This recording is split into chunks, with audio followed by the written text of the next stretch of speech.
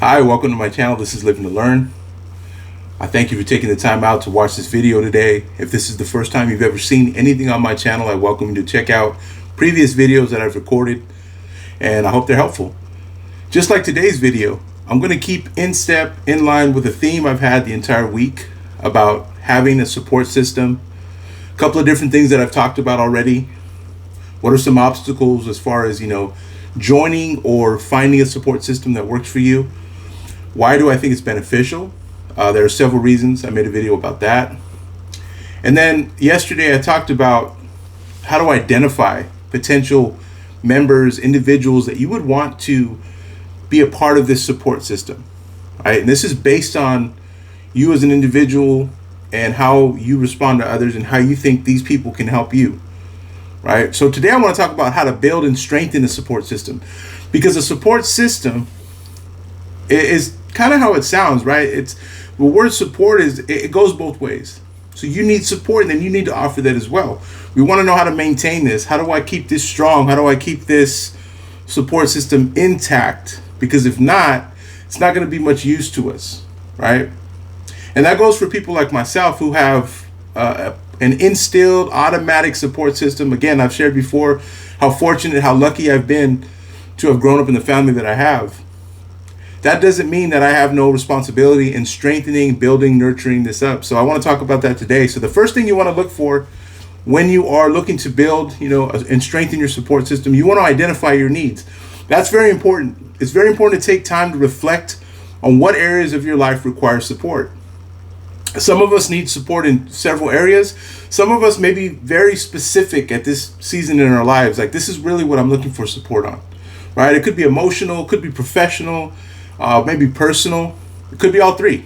Okay, who knows? But it's good, and not just good. It's absolutely very critical that we take the time to reflect so that we know what areas of our life require support. So assessing your needs is going to help you determine the type of support that you require. The second thing you want to do is you want to seek out diverse support networks.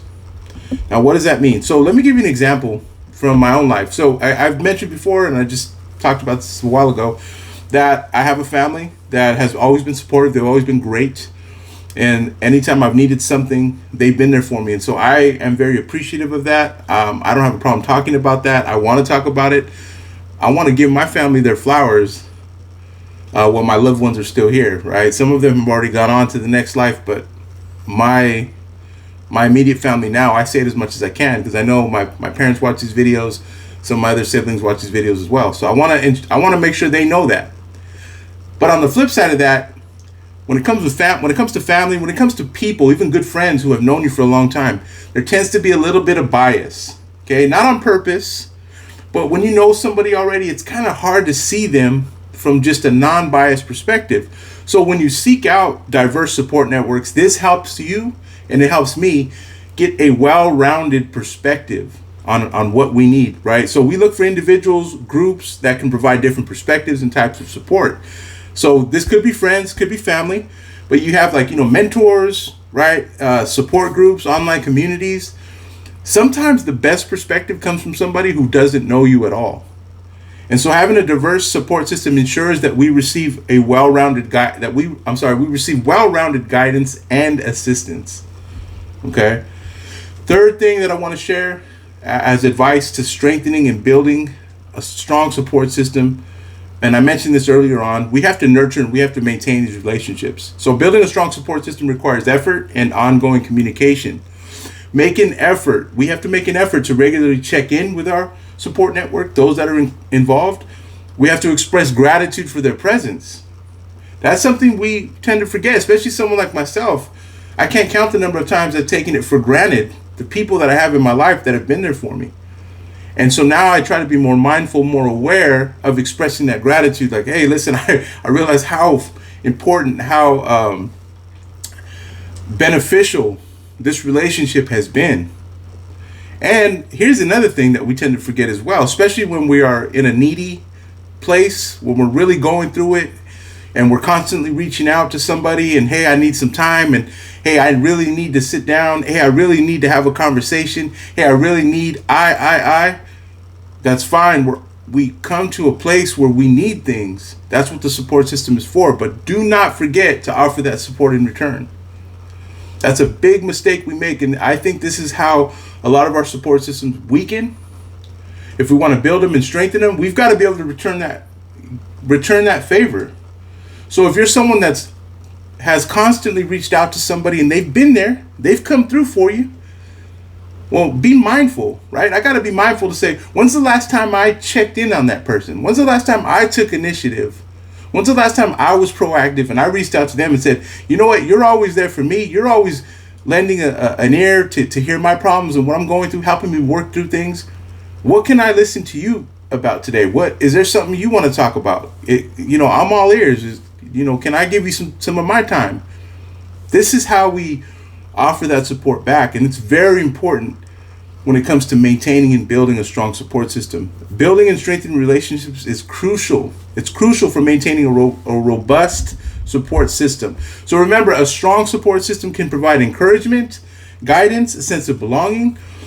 We can make it an invaluable asset in both personal and professional growth. So that this is something that we really want to make sure is strong. So again, how do we strengthen and build a support system? My advice, number one, we got to identify our needs. What type of support are we looking for? Number two, we got to seek out diverse support networks, right? So we want as much of a well-rounded perspective, because that's just going to help us. It's going to help us identify things that we need help with. The third thing is nurture and maintain relationships. Okay, we got to make sure that we are communicating. We have to make sure that we are checking in, that we're aware of what's going on. We're not just taking, but we're also giving back as well.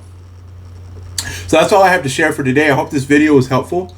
If you found it helpful and you have not yet subscribed to my channel, please do so. Also hit that thumbs up. There's a notification bell that you can hit that's going to let you know every time I put out new content on Living to Learn.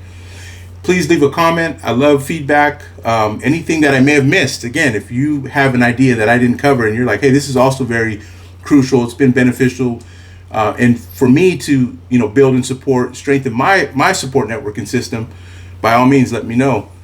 And last, before I go, when you look in the description of this video, I want to show you, or I want to point out two things. One is an opportunity where you can donate to this channel financially.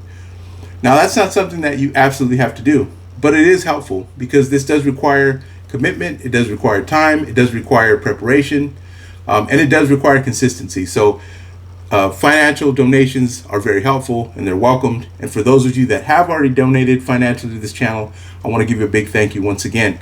The other thing that you can look for in the description of this video is my Instagram handle, @LiveToLearnCoaching. Now you can follow me there for more content daily, but it's also a place where you can reach out to me directly. So if you or someone you know has been considering hiring a life coach, right, maybe for mentorship, guidance, for whatever reason, send me a direct message on Instagram and we'll go from there. Anyway, once again, thanks so much for taking time to watch this video. I hope you have a great day.